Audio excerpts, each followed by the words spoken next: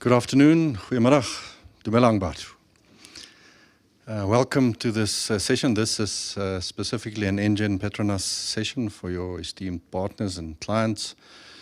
National Conversation started 12 years ago. We decided it's no use talking to each other in the industry and the value chains. We must get to the end consumer. We must inform the public at large about issues in our different value chains, and that's where the idea conceptualized. And it's developed over time, and this has now become, I think, one of the most influential conversations among the nation about topical issues. And indeed, this afternoon, you're going to tackle one of the world events that we really didn't need on top of all the problems that we have. So Ryk, you and your esteemed panel, welcome. We really look forward to the topic. It touches everybody. And what I understand now is that Botawil and Moscow is next to each other. They're very close. So sit back, enjoy the session. We're going to start with a short video, and directly after that, Ryk will be counted in. So sit back and enjoy.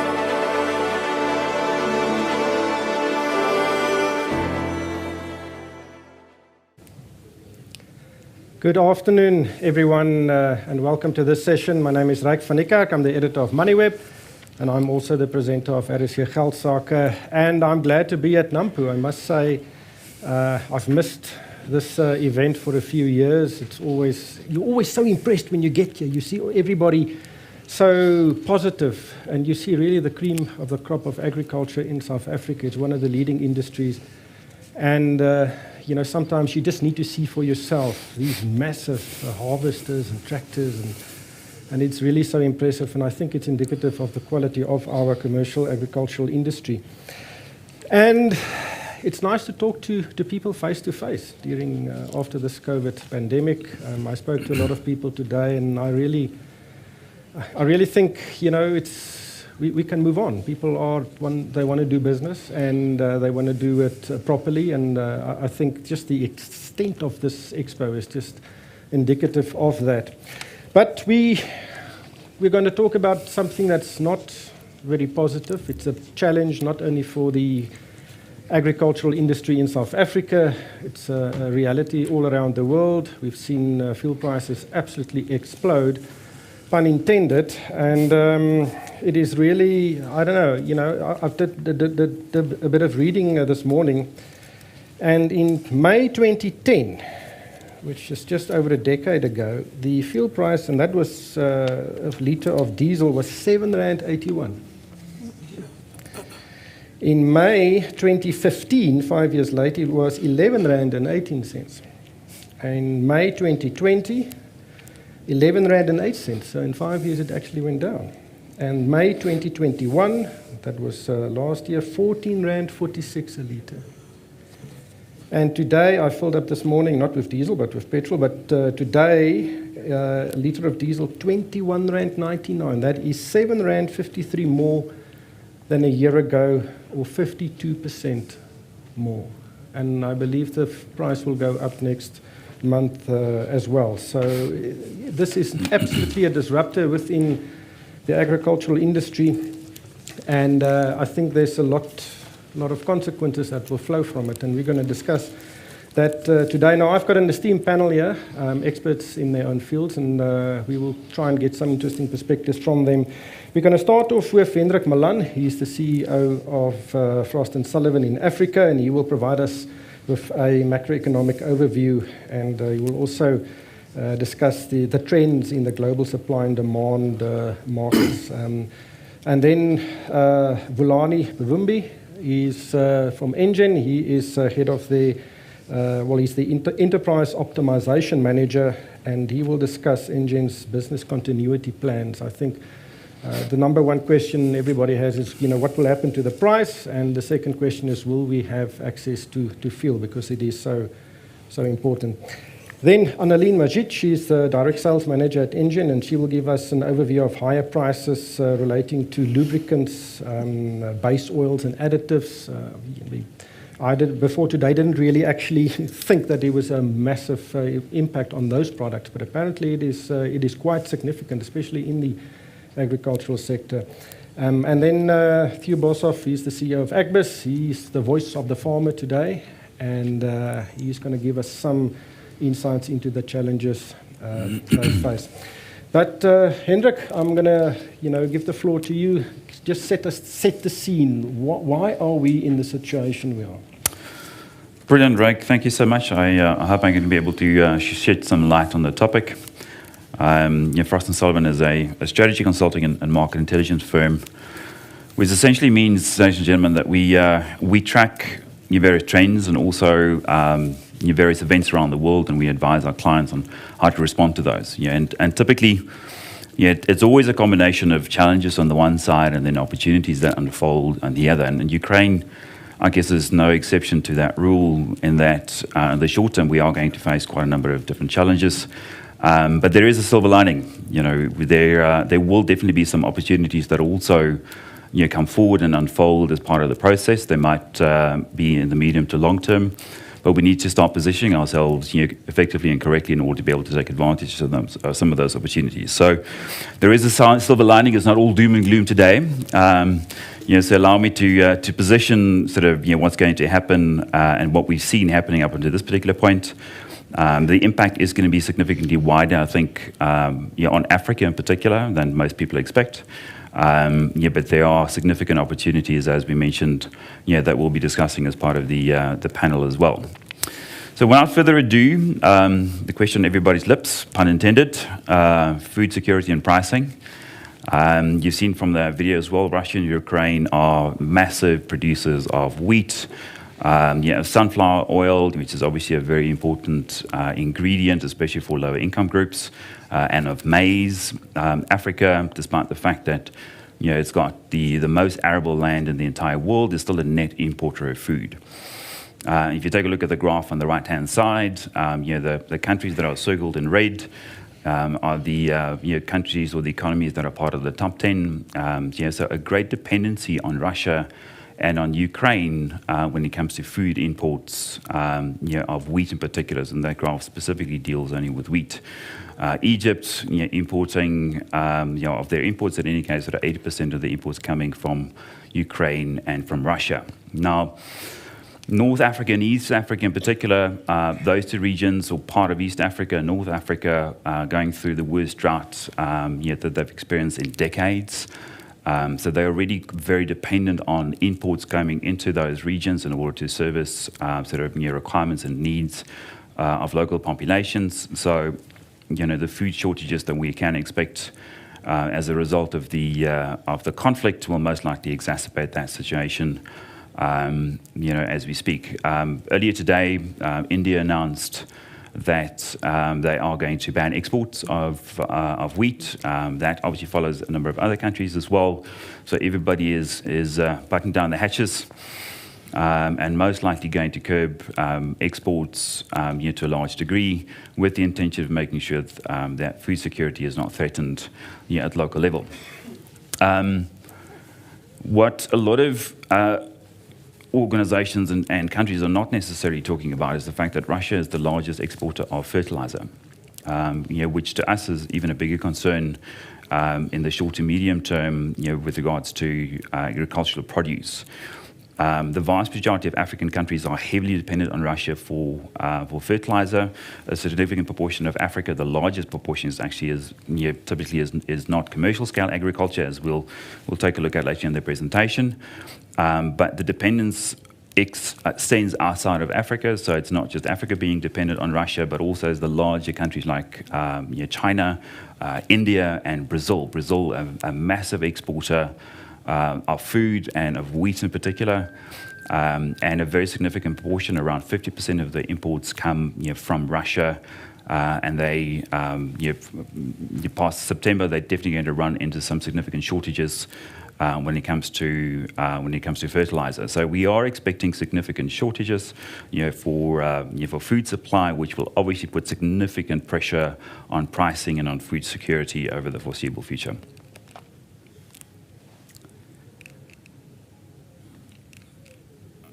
There we go. Next slide. Looking at conflicts in Africa. President Putin made a very deliberate decision in 2006 to start extending its reach and its presence in Africa to the dismay of the Americans.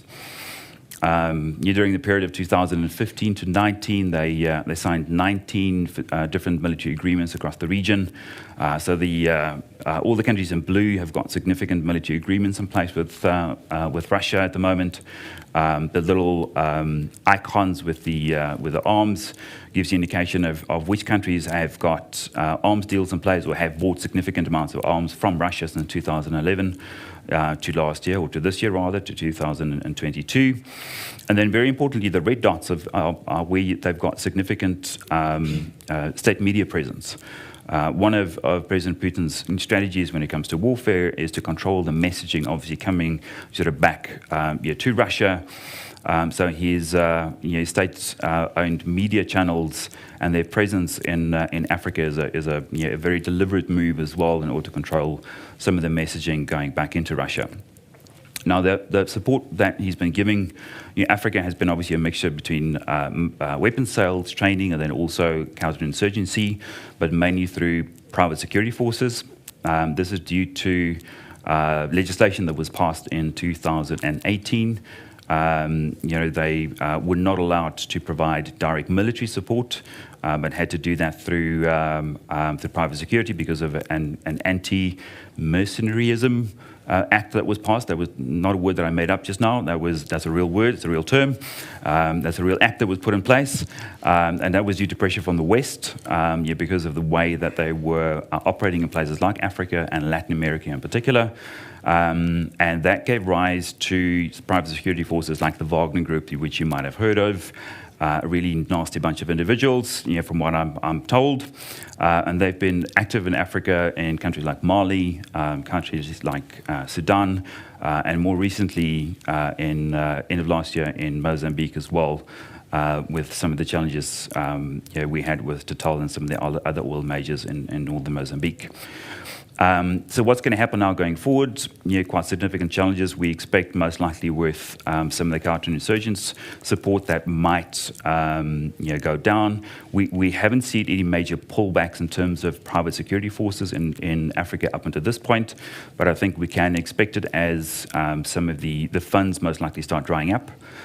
Secondly, we will most likely see a significant reduction in military and sales or weapon sales across the region as some of the sanctions start kicking in. Somebody needs to fill that gap, and we don't quite know who's that going to be. And then very importantly, the kit that has been sold into Africa, somebody needs to maintain that kit. And the challenge obviously at the moment is we'll most likely start creating a very big black market in Africa for parts and for servicing of that kit. That's been sold over the last sort of 10, 11 years into Africa. So it's exactly what we obviously not trying to do. We're trying to curb sort of the black market, not just for commercial goods, but definitely for weapon sales and for parts sales across the region. So all in all, the conflicts in Africa, we've gained great. We've moved forward definitely over the since the year 2000 to probably sort of 2018, 2019. The last 2-3 years, we've moved slightly backward in terms of the level of conflicts in Africa, and I think we can expect to most likely move back another couple of steps over the next 2 to 3 years. In terms of fuel supply and commodity pricing, so this is where we're going to see most likely a double whammy for food indices. So if you take a look at the two graphs on the right, food indices have got a tendency of moving along with global oil prices. So we've obviously seen oil prices hit a decade high in March earlier this year, placing a significant amount of pressure on energy and transportation costs. Food prices are going to get a very significant price boost from two additional factors, which you've already mentioned: the shortages of the lack of supply, and secondly also the future supply shortages that we're expecting because of the fertilizer issue. So that graph on the right-hand side, we're most likely going to see that peak even further than usual because of not just the rise of crude oil prices, but also the other two factors, creating almost a bit of a perfect storm around food pricing. Interesting little tidbit, from based on our research on the agricultural industry in Ukraine. A lot of the farmers actually did go out and they did sort of plant harvest. So they did some planting. Apparently, the guys really did go out in bulletproof vests, and they did planting in the midst of the war. So you can't keep a good farmer down, right? So I was amazed when I read this. So a very significant proportion, they estimate that up to 80% of the harvests were actually planted during the war. Now, getting that out of Ukraine is a whole different story. Bureaucracy, challenges with the EU, the Russians are still besetting a majority of the ports, so they don't think a significant portion is necessarily going to make it out of Ukraine.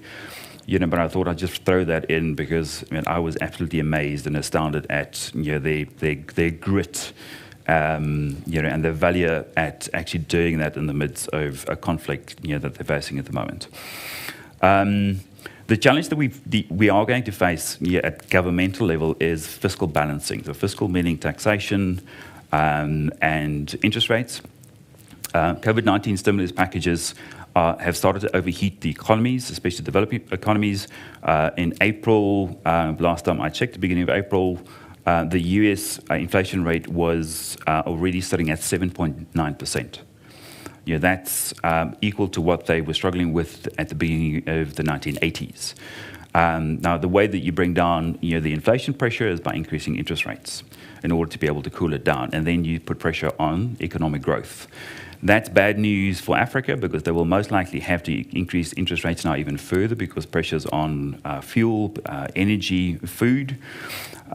Because a number of African countries have got quite significant sort of external loans and private loans, and we will most likely see a number of African countries defaulting in 2023. The only reason why it's next year, not this year, is because no major repayments are expected from African nations this year. But you have countries like Mozambique, Zambia, Ghana, where their debt repayments, as it stands at the moment, are more than 40% of total government income on an annual basis. So you can imagine if interest rates are hiked in any significant way, those debt repayment responsibilities go far and over beyond what they can handle. There is a this is where the presentation turns and where the good news starts. So, little hint, little tip. A very significant portion of Africa's economy is still based on commodities. It's still based on the extractive industries. And we are expecting commodity prices to increase as we've seen over the last few months, and it will most likely continue to increase and be sustained over the foreseeable future. Precious metals hit a high, 7-month high recently as investors started investing in gold in order to hedge risk from equities. South Africa, for instance, just as an example, is the second biggest producer of palladium, second to Russia. Russia is obviously not exporting palladium at the moment. So there are significant opportunities for South Africa, and palladium is used in catalytic converters. They're used in electronic equipment, so significant opportunities for South Africa to take advantage of those opportunities. We're also most likely going to see a slight move back from some of the greener technologies. So Europe has always led the charge from a green policy perspective. It's not the US, it's definitely not Asia or Latin America or Africa. Europe has led it, it's driven by policy, and they will most likely take the foot off the gas over the foreseeable future because of the energy crisis, the gas crisis with Ukraine and Russia. There's a significant chance that a number of their coal-fired power stations that have been mothballed might be switched back on in order to address their energy requirements. It will be a couple of steps back from a renewable energy and from a greening perspective on the one side, but again, there will be an opportunity for South Africa most likely to supply high-quality coal back into Europe. Russia, for instance, it's one of their smaller exports, but they do supply coal back into Europe at the moment. Africa's energy resources, and that leads us very nicely into this conversation. Lots of gas, significant amount of oil, have not been explored for the simple reason it's costly and there's high risk associated, political risk and safety. The development timelines have now been brought forward. We know that a number of the oil majors are re-looking at timelines to explore some of the resources. There are a significant amount of independently owned oil and gas resources and assets in Africa as well.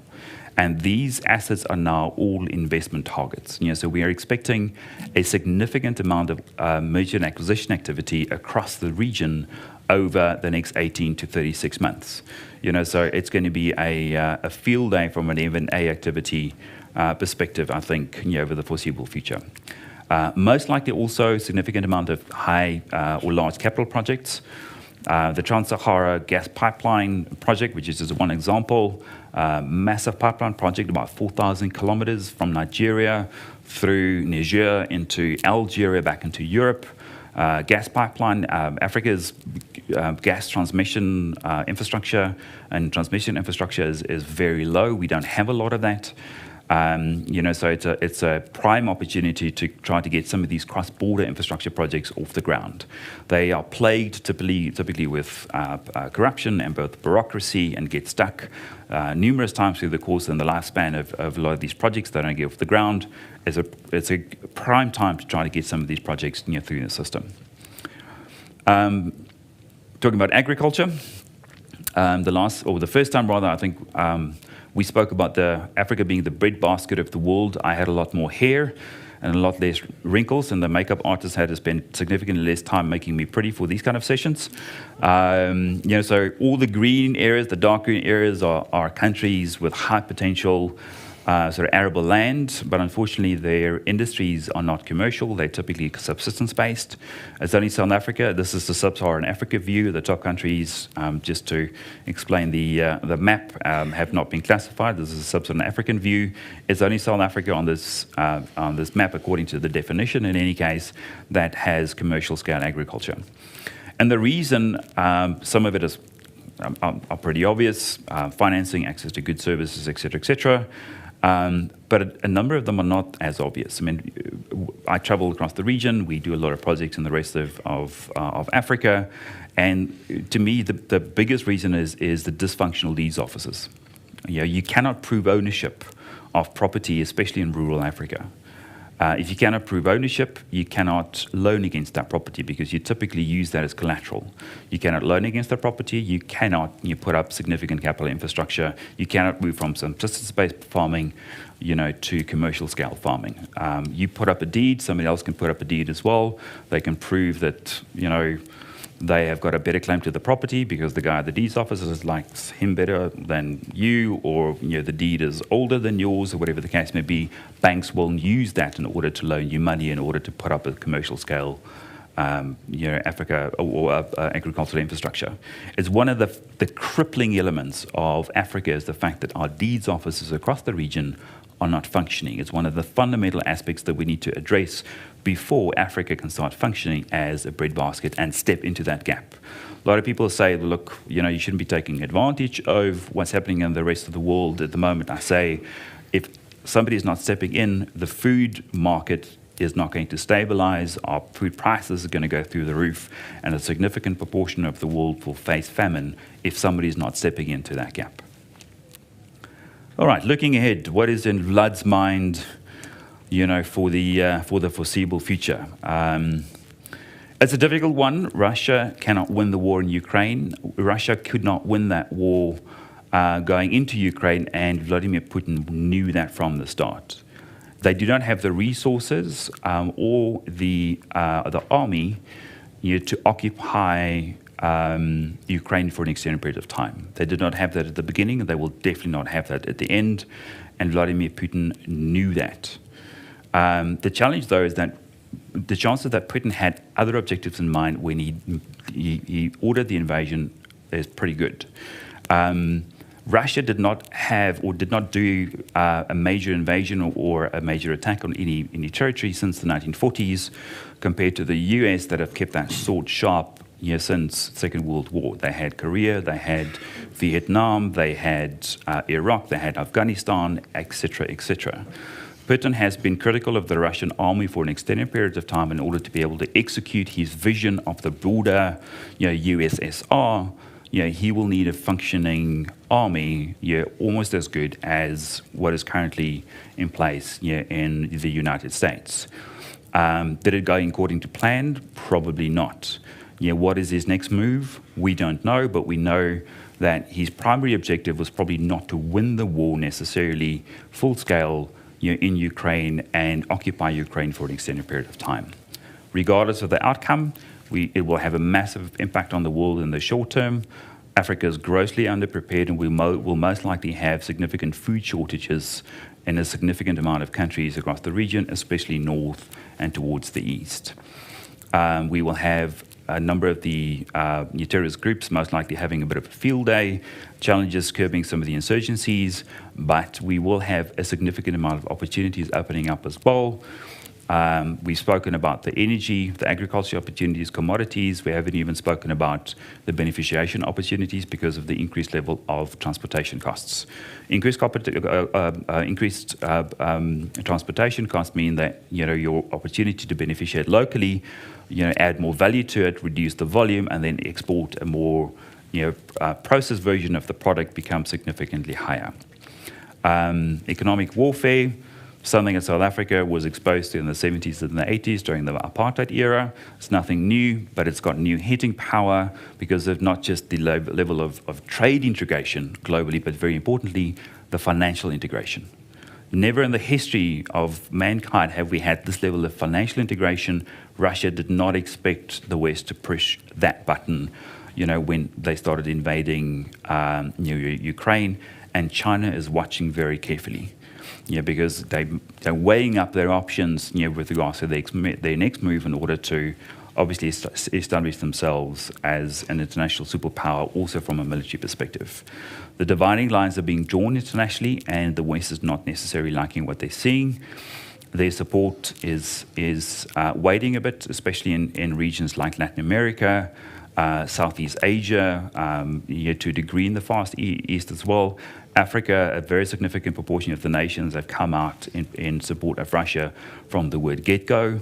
And the harder they push the agenda, especially if it comes to food shortages and increased level of pricing and food supply, they will most likely lose even further support. So we are driving the dividing lines, and we're playing a bit of a dangerous game, I think, from a socio-political perspective. The harder we drive, the war from a US and from a West perspective. So, in short, welcome to the new norm. Hendrik, thanks. Welcome to the new norm. It seems very complicated. It seems very volatile. It seems very political. Anything can happen. There are a few red buttons on the Putin desk. Hopefully he doesn't press one of those. Or not the wrong one in any case. Vulahani, what does that mean for fuel? What does that mean for the stuff that's the blood of economies? And apart from the pricing, how do you think the world Hendrik has now sketched impacts that? Yeah, thanks. I think if you're just listening to what Hendrik has mentioned, you would expect that there's actually a shift from a global S&D supply and demand perspective.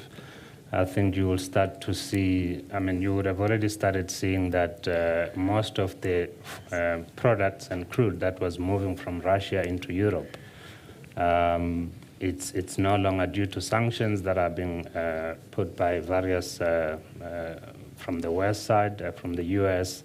It's becoming difficult to basically access the crude as well as product coming from Russia. So that basically put pressure on the other sources, which would be your Middle East as well as your Far East. And if you look at South Africa, where we are, our product, it's normally coming from the Middle East as well as the Far East. But obviously coming from the pandemic, you would expect that the likes of Japan and China would have been starting to ramp up their production. So from a product perspective, we are still seeing that we've got access to product. When you're looking at it in view of the fact that in our own country, the refineries are shutting down, so we are sort of more dependent on the importation of product. The issue obviously will remain to be the pricing, which is a factor of the market structure globally. But otherwise, what would be important is to make sure that as a country we are able to access product from the sources that we normally access from. So that's good to hear. There's not a shortage. There may be some logistical challenges, but there's not a shortage of fuel in the world. With over time, dependent on how long the Ukraine and Russia would go, you may start to see that shortage. It's in the short term, we're not seeing that as we've been going out in the market, but you're starting to see the reduction in terms of your supplier base. So depending on how long that would be, you could start to see some shortage from a supply perspective. And in South Africa, of course, we had the flooding in KZN, and the Durban harbour was damaged. I know engine imports most of your product, as you name it, or fuel, via that harbour. Are there any problems there? I think from an engine perspective, we were, I would say, lucky because of where we basically positioned our refinery, so we were able to continue supplying our customers. But because the impact would have impacted the entire country, you would expect that most of the demand would be coming into the engine facilities. We've got a vast footprint across the South Africa where we basically store our fuel. Durban having the most significant storage facilities. Our storage is probably about 95% owned and 5% leased from third parties. So we are able to store molecules, and we were able to distribute that via our biggest facility in Durban, which is Wentworth. And I think the flood did not really impact much on the pipeline side, so we were still able to inject the product up the pipeline into the inland, and we will balance that with our local sourcing that we get from the inland refineries. Well, that's good news, because we can't afford fuel shedding. That would really not be a good idea.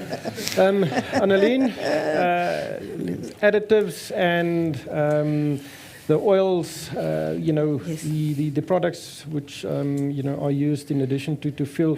What has the impact been of this international uncertainty and turmoil on those products? I think that's not a question I suspect most people ask. When you think about the Russia-Ukraine, we're talking about oil and gas, and I think the lubricant story is not one that really comes first to mind. If you look at it from a farming perspective, the lubricant is not the biggest cost in his business. And a typical farmer wants one oil that he can use across all his machinery. But I can tell you that it is a very important part of the conversation, and definitely something that the farming and agriculture community need to understand. And to talk specifically about what the impact of Russia and Ukraine is doing on the lubricant supply chain, we actually have to go backwards a little bit in time, if you will allow me for a moment. And our starting point to the conversation is understanding a barrel of crude. And typically, the key component that goes into lubricants is base oil. And approximately 1% of a barrel of crude is what ends up into base oil. Now, the ability and the incentive to manufacture that base oil is dependent on a number of factors: the refinery economics, the technology to do so, efficiencies, and all of that. You don't have to make that base oil. So if you want to send that base oil, or you want to send the crude entirely to the energy streams, that's exactly what will happen. And what we saw in the base oil and lubricant supply chain, even prior to COVID, the supply chain was very vulnerable. But that did not come out until we hit COVID. So even prior to when mobility started to reduce during COVID, the onset of COVID, we found a number of refineries globally that produce base oils were closing shop because of all of the factors that we talked about earlier. You didn't see it because demand dropped initially during the pandemic. Prices dropped on base oils, hence lubricant prices as well were impacted. And then we saw further challenges to the supply chain. So what happened as well is, as I said, you don't have to make these base oil streams. So now you go through COVID, and you have a situation as well where we've had a number of supply chain challenges, port congestions around the world. And typically a lot of the base oils that come to South Africa come historically out of Europe, North America. So you have extreme weather events that also impacted on the base oil supply chain. What then happened was when Russia and Ukraine exacerbated the story, so we now have an energy crisis, right? So there's a lack of fuels, or at least short term, in terms of fuel trade flows, etc. And so there is the focus on manufacturing more of the energy streams. So already you have a supply chain that was vulnerable, where we had base oil shortages, and now you have Russia, Ukraine, and we have a reduction in base oil supply. And unfortunately, Africa, and Southern Africa in particular, bears the brunt of that. So it's not easy today to access base oils on the spot market. Typically, you have to be contracted. And so from an engine perspective, that has been where our focus has been, in ensuring that we provide the security of supply that the industry needs. Now you can have all the fuel in the world, and you can have, and it can be as dirt cheap as possible, and all of that. But if you don't have the lubricant to put into your farming equipment, that thing is just not going to move. So it is very, very important that the agricultural community understand that the base oil and lubricant supply chain is constrained, and they need to ensure that they have their lubricant supply secure. One final point I want to make is that, and some of you might know this, that 30% of global energy production is lost to friction, right? And that's what a lube does. A lube helps reduce friction. So for those of you that believe the lubricant space is only about keeping your wheels turning and just prolonging the life of the equipment, your lubricant also has the ability to help with your energy efficiency constraints. So the engine space, we have conclusively shown, for example, using the correct lubricant in your farming equipment can save you anything up to 10% of your fuel demand. And I think that's an important part of this conversation.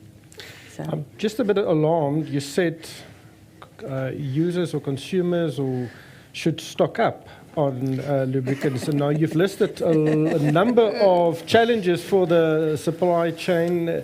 Are you managing those challenges, and do you really need to stock up or just buy engine? I think that's a good question, and I'll leave that to the individual farmer to decide what his level of risk is, how much he will consume. From the supplier perspective, we have looked at and we have digested and made all of the necessary decisions we feel are required in order to support our agricultural community, whether it be securing these base oil contracts globally. I must make a point that recently we shut down the last base oil refining facility in this country. So currently South Africa no longer has the ability to refine and make base oil.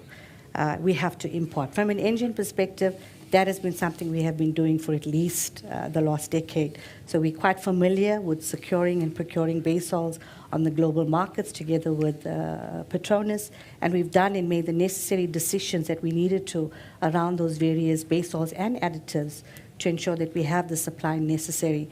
Have we escaped the question that I suspect you might be thinking? Have we escaped all of the problems? Probably not. We very much have to manage very carefully our lubricant inventory to ensure that we deliver, but we're confident that we have given that answer to the community. So for now there is For enough. now we're good. I asked Bulahani, is there a global shortage or is it just logistical challenges facing the industry? Because there is a big difference between Correct. a company getting the oil here as opposed to there's a shortage in the world, there is no oil to get here. Yeah. So from a lubricant perspective, it's not a capacity issue. So we have all of the necessary capacity that we need to make these lubricants or these base oils and additives. The challenge, like I said earlier, is the intent to do so. If a refinery has decided he would rather push his crude oil to the energy streams. So it's not a case of capacity, it's a case of refinery economics, what as I said, the energy story is, the impact that it is having. So we have the capacity, so no need to stress, I think, right now, but certainly very important to manage your risks accordingly. I'm really glad to hear that. Theo, you're the voice of the farmer today, so please put on your hat. I'm surprised you don't have shorts on. But having listened to what was said, obviously we live in a complicated world, and it's been complicated a lot more over the past few months. But what is your view on the current situation, especially the impact the high fuel prices has on farmers and the whole agricultural value chain? Yeah, thank you. So I do think the cost perspective is the one that's quite easy to quantify and to know what the impact is. I think the concern about availability is another one, which is, I think maybe throw back to the panelists and you mentioned now, which is another sort of more long-term concern that's slightly more difficult to quantify. And let me just put it into perspective. If you take a value chain approach, because of course, the farmer is at the heart of using it on farm, the diesel, the end consumer. But if you look at just the importance of liquid fuels right throughout agricultural value chains, typically take the maize value chain. So we would be, from a company like Engine, supplying the fuel through a lot of the agricultural cooperatives and agribusinesses, who are the retailers. It's a significant portion of many of these companies' business is the fuel retailing business. So that's already sort of that direct exposure. Ultimately, their clients, the farmers, would use it on farm. Typically, a maize farm would use anything between, I think liquid fuels account anything between about 11 and 13% of their total input costs. So 11 to 13% of their total input costs, yes. It's very significant. Yeah. It obviously differs between commodities, but just taking, especially considering where we are, maize into consideration. And I think that's the second aspect, which is quite important. It goes from the farm to the silo, from the silo to the millers, to packaging, to the consumer. There's significant transport costs also envisioned there. And if you look at just some of the studies that have been done for South Africa on the just transition, for looking at climate change, we're significantly trade exposed because of the long value chains and the physical space, the transport costs and how far it does get transported from farm, and actually from the input side already to farm until it eventually reaches the consumer. So a very rough estimate, but of a slice of bread, roughly a third of that can be attributed down to the transport costs until it finally gets to the consumer. So it's on farm, certainly that big portion, but on the value chain as well. And I think from the farmer's perspective, it's, as you mentioned earlier, Hendrik, it's this perfect storm that's sort of brewing. So it's the agrochemicals, and Russia, Ukraine certainly has worsened the situation. But even before that, the rise in global shipping prices already saw a spike in most agricultural inputs, because we import the vast majority of our agricultural imports. Agrochemicals, they differ between about 20 and 30% increase in price over the last 2 years. Fertilizers, I think the figures are even worse. Some of them going up to about 100% increase in 2 years. Fuel, of course, we spoke about. Electricity price, if you're an irrigation farmer, those energy costs are also quite significant, and that has steadily been increasing by double-digit figures. And then, of course, the final one, labor inputs, which is also cost of production. It recently jumped with the equalization of farm workers' wages to the national minimum wage, jumped by 16%. But hopefully now that it's equalized, it will be a little bit more steady. So I think the challenge with that the agricultural sector is facing is this perfect storm of input costs rising. So currently, whilst the weather conditions for the past 2 years have been exceptionally good, bar a few outliers, and global prices have been quite good. So that to some extent, I think, masks or compensates for it. But the long-term concern about the sustainability is what happens when the weather conditions do turn, global prices, perhaps, there might be if there's a downturn, then you might be quite exposed from the agricultural sector side, your global competitiveness if the input costs are still quite high. So the vast majority of those, the price considerations, I think there's quite little that we can do from a South African's perspective. It's bigger than us, the international shipping costs, etc. The war that was highlighted. Domestically, perhaps internal transport. There's been some challenges with the logistics network, simply having inefficiencies with the rail network, perhaps not working as well as it could. But overwhelmingly, the availability, I think, is also on everyone's minds. Bearing in mind that the cost is probably not that much one can do about. I know with the liquid fuels on the transport side, there's a significant portion of it is taxes, but that can be claimed back from the farmer as well. So even adjusting the taxes on fuel won't make a significant impact on the cost of fuel for the farmer specifically. So I think the cost, not much one can do about that, but availability is a concern. And here, if I can ask, the impact of South Africa losing its refining capability, being more reliant on importing finished products. Perhaps I can ask other panel members, for an opinion about what does that pose a risk to our logistics I think that is an absolutely critical question, but I just want to get the voice of the farmer quite clear. If there are any farmers in the audience, please. What are you really concerned about, especially about fuel, and especially not only the pricing impact? Are there other things you are concerned about? And while you wait, I just want to ask you, you said a third of the price of a bread can be attributed to fuel. Is that from transport? On transport. So that's between the farm and onto my plate, 30%. And that is an absolutely significant number, and especially in the context that price will rise, and of course that will be passed on to the consumer. How much of that increase can be absorbed by the farmer, and is that higher fuel price actually flowing through to the consumer? Well, the transport element of it, I think, is post-farm gate. So that would be predominantly be the value chain that that has those costs, not necessarily the farmer. The extent to which that can be passed on to the consumer, I think, is that's a debatable question, but it most likely will. And I mean, these are the type of things I think that fuel the food price inflation. And it's worth noting as well, South Africa transports, we're predominantly based on road transport. And this is for a variety of factors, going back 20, 25 years. There's been a lot of the less profitable rail sidings, for instance, have been closed down. The infrastructure has gone down. So we've moved from a situation where a lot was moved on rail to moving, I think with maize, it's about 82% moved on road. It does offer a lot of flexibility as well that perhaps rail doesn't. But so you have to take this whole sort of globalized value chain view of cause and effect.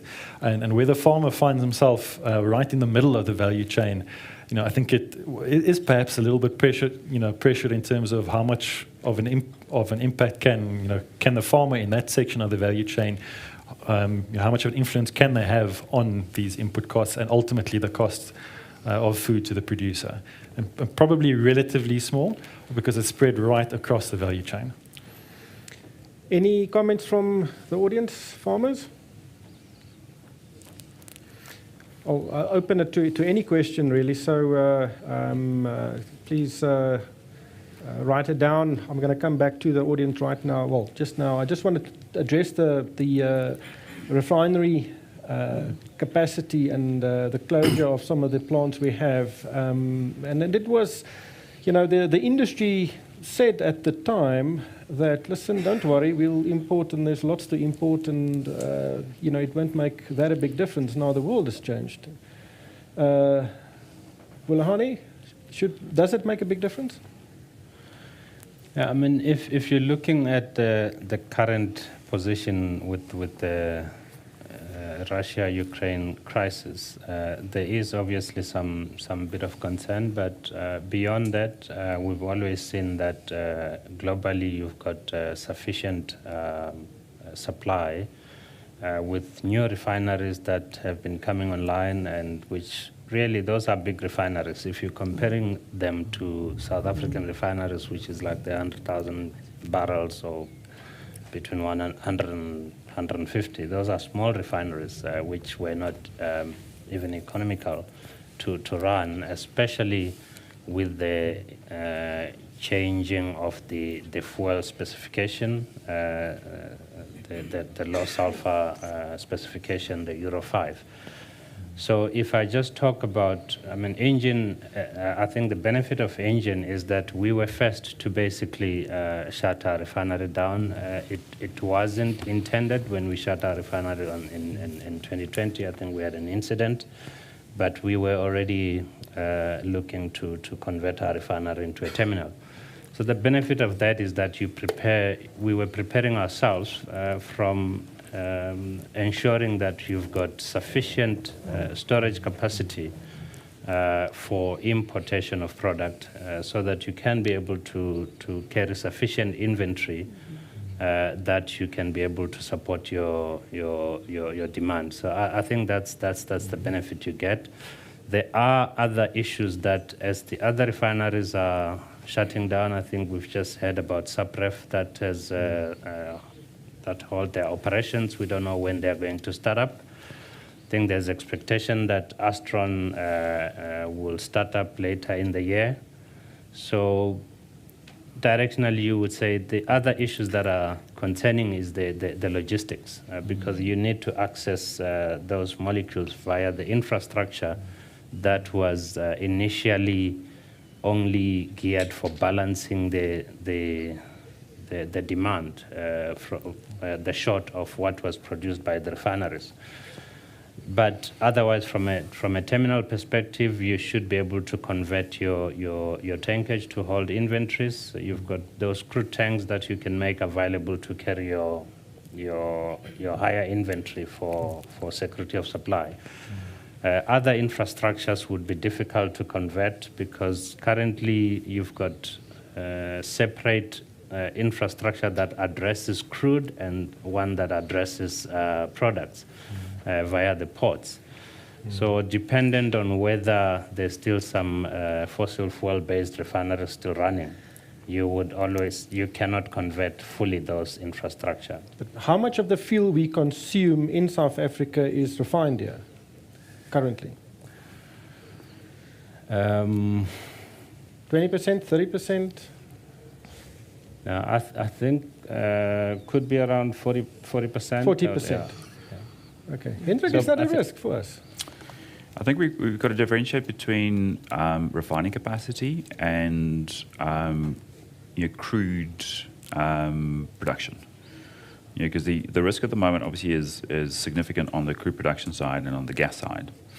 And we've got to differentiate, I think, between that supply element and your capacity for refinery, which is, I think, two different things.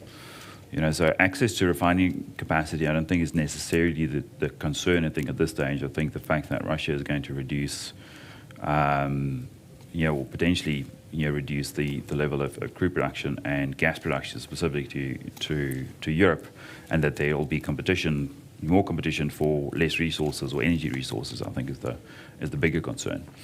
So I don't think the refinery or the reduction in refining capacity in South Africa is necessarily a big risk for us. The fact that we've got less refining capacity is not the issue. I think the fact that we not necessarily have access to refining capacity in Africa, in places where we've got crude oil, like, say, for instance, Nigeria, that I've got a problem with. But South Africa needs to import the crude in any case. So access to the crude, I think, is a bigger concern. Any questions? Adnan?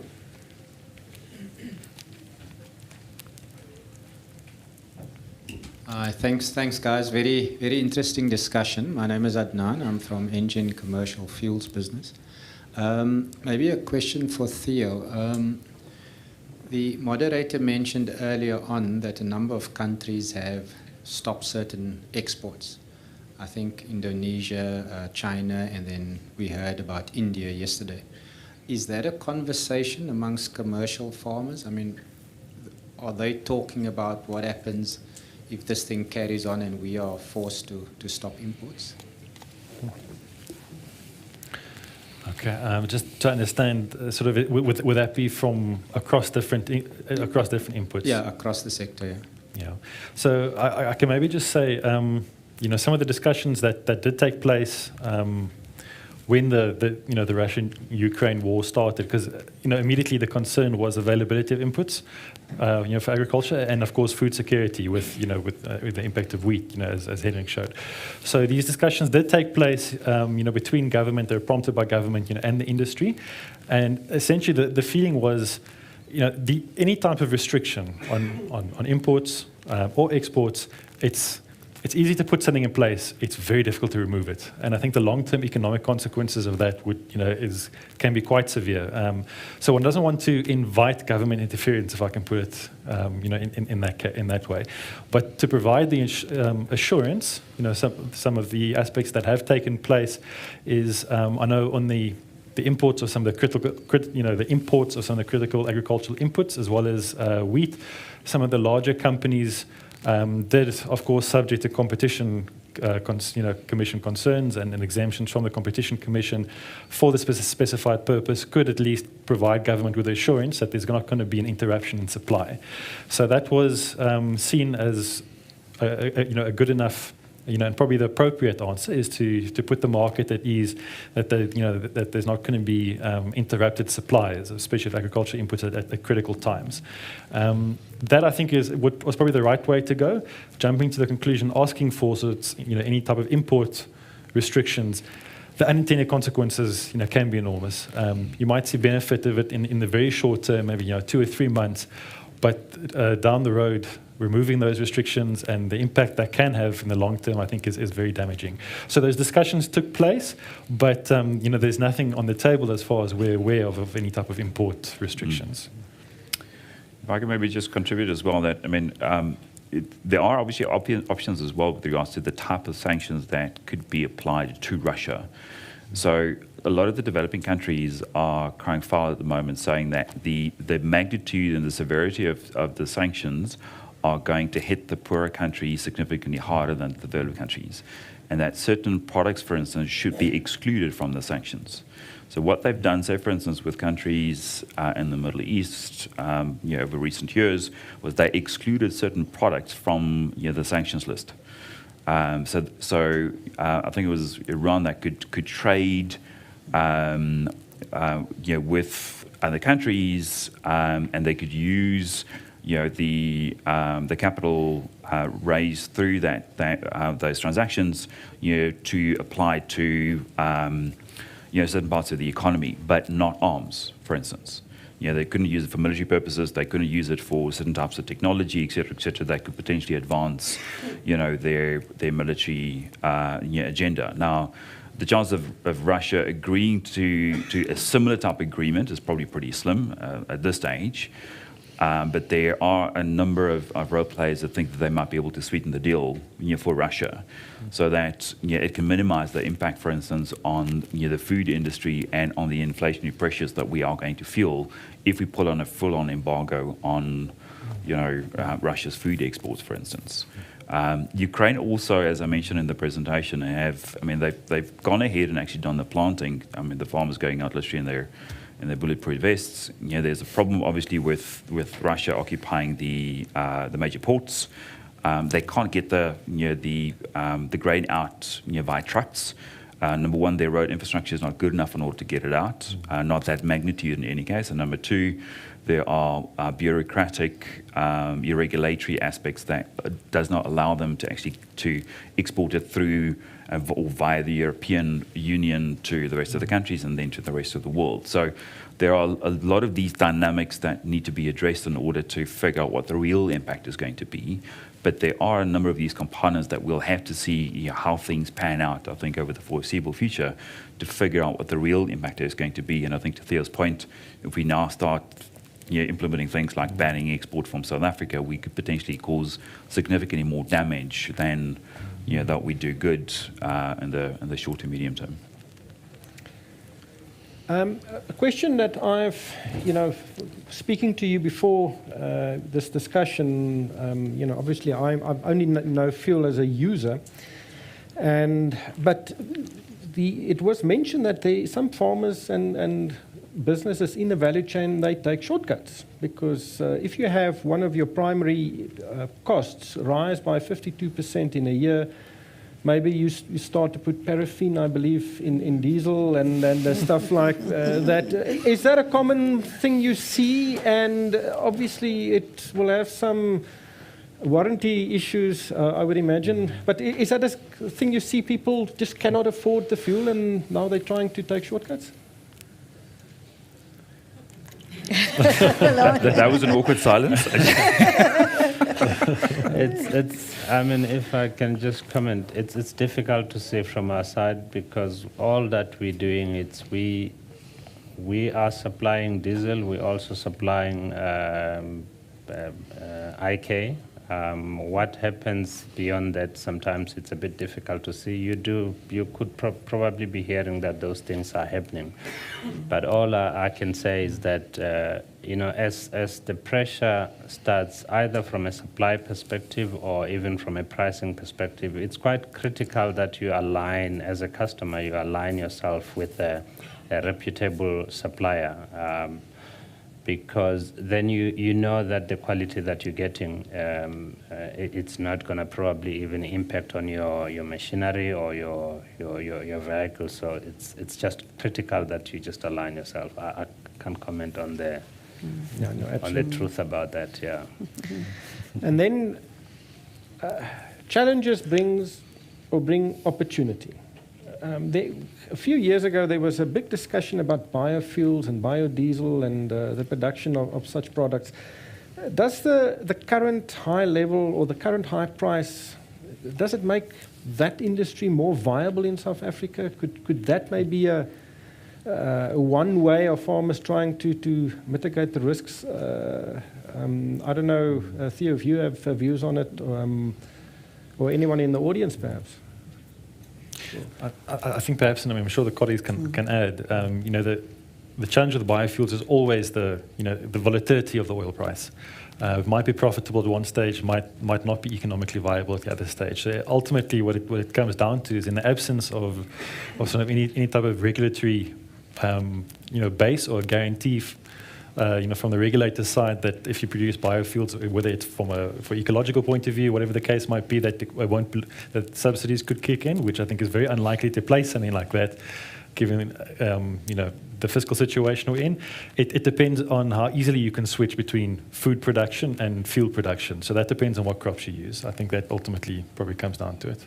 Yeah, that will be interesting to see. Any comments? Listen, the best question, if you're not, but you can't work with, we're at Engine, the best question will get a free tank of fuel.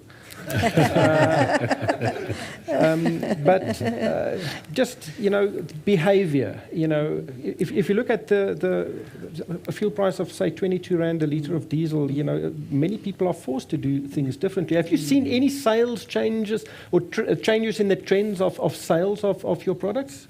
Annalene? Yeah, maybe I can give a view from a lubricant perspective, and I'm going to leave the economics out of it. I think definitely what the Russia-Ukraine crisis has done is fast-track those conversations that were already happening, particularly around sustainability. So from a lubricant perspective and equipment perspective, the conversations around alternatives to your standard combustion engines, I think this brings that conversation more, strongly into the public arena and in terms of government mandates and perspectives. So I think definitely there is focus now from a lubricant perspective. There is a view at looking at more biodegradable lubricants, for example. Of course, in South Africa and in many parts of the world, the oil, there has to be a very strong collection system in place. So typically we have a good story about that in South Africa. Once the lubricant is used, we pretty much are able to account for it. However, there still is, and we do see trends around requests for lubricants, as I said, for these futuristic, if you like, no longer though engines. We're talking about hydrogen, powered vehicles, hybrid vehicles, etc. So we do see that. And from an engine perspective, we have an e-fluids team, for example, that looks into research at that locally and globally to understand and look. And I do think that that is going to become more and more a talking point in this country. Yeah, I think the environmental impact, absolutely. We live in a world where green is good, and fossil-based fuel products are not good. And there's definitely a migration. Hydrogen, I think Anglo-American Platinum has just launched one of these massive trucks. They've converted it and it runs on hydrogen. So does Engine do research in that field? Not directly, no. We do rely a lot on the OEMs that develop these engines. I must say, though, and I think it's important to be practical and pragmatic about fossil fuels. If you look at the global landscape, we have, between 1 to 1.5 billion vehicles. And as a percentage of that, 1%, maybe 2% is your electric vehicles, etc. So how soon do you think we get from 1% to 10% to 20% to 50%? Probably not in the next 10 years. So there is going to be a period of transition. Some countries are going to do it better than others. And South Africa, I think, is very much looking at those avenues. So I think a story that looks at both fossil fuels and the lubricants that obviously support those types of engines, together with the hydrogen, the hybrid engines, etc., it must be a well-rounded, nuanced conversation. Any last questions? Okay. Here we go. Jason next to me is saying I'm like a kid. I'm in the marketing department, so we do brochures and communication. So this is all very new to me. So this is very exciting. With more, and I know that from a fuel perspective, petrol is regulated. IK, the government, has a maximum price, and then diesel, as the government sets a wholesaler's selling price. But with South Africa importing more and more of its fuel, do the panelists foresee the government maybe changing the formula of the basic fuel price going forward? Any takers? Yeah, and I think maybe if I can just take that quickly. The discussion around the changing of primarily the basic fuel price has been happening over the past couple of years. And I think there's also, you're going to be seeing that pressure. I think Hendrik was talking about the fiscal pressure with all the prices and the inflation. So there's already discussion, and government is already trying to propose certain changes within the basic fuel price. And I think it's just to make sure that it basically aligns with the market structure and where we basically source the product from, especially when we are becoming more dependent on the import. So I think that should be happening soon. It's possibly being fast-tracked now. Yeah, it is complicated because I think a significant portion of the fuel price, in excess of R7, I think, comes from taxes and levies. And the fuel, the road accident fund levies. And so in many ways, the actual cost of petrol is influenced by taxes. And government has now postponed the introduction of some of the levies. But once that is reintroduced, we'll see even a higher price. I don't know if the import parity, what is the term being used? Import parity pricing. Hopefully we can see lower fuel prices. I don't know if that is the answer. Any questions? There was a question over there. Thank you. My name is Bongi Bako from Engine as well. I've got a strange question, but I think it's an important question. The UN goal number 2 is to end the world hunger, and the oil industry as well as the agricultural sector contributes significantly to that goal. How has this Ukraine crisis affected the time frame of us or the world attaining the goal number 2? Thank you. Yeah, that's a difficult one, and I think it's a really excellent question. You know, the war not only sent the oil price higher, it's actually killed or delayed the implementation of many other objectives, and the world hunger is a massive problem, and not only higher food prices will affect it, but other dynamics have also changed, which will also affect it. I don't know if you have a view on that, Hendrik? Yeah, I think trying to guess a timeline is probably going to be a bit dangerous. But it definitely moved out for obvious reasons. I think the challenge that we've got is that we don't know how long this thing is going to last, because we don't understand, as I presented earlier, we don't understand Vladimir Putin's objectives behind this thing. We know that things didn't pan out quite the way that he thought it was going to pan out. We know that he thought that Ukraine was going to roll over quite quickly. We know that he did not intend on besieging Ukraine for an extended period of time, or there are a number of different things that did not go according to plan. But the challenge is we don't know what the longer term objective is. We also don't know how long the war is going to last at the end of the day, and when the economics are going to run out, because it's going to be a product of negotiation. And the negotiation is being determined not necessarily between Ukraine and between Russia, and not necessarily between Russia and the West, but between Ukraine, Russia and the West, and the rest of the world. Because the West now is literally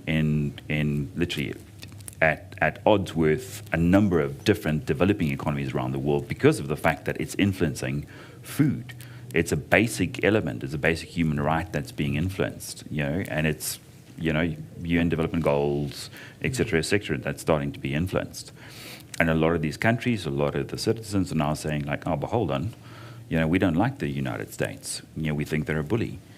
And we don't like what they're doing. And we actually supported Russia in the first place, defending their territory and actually invading Ukraine in the first place. And we agree with you doing X, Y, Z and voting at the United Nations initially, but now it's starting to influence the way that I feed my family, et cetera, et cetera. So there are so many very intricate and very different dynamics that we need to assess. The timelines are very difficult, but it's going to be an extremely complicated socio-political question that we're going to have to answer. And who knew, right?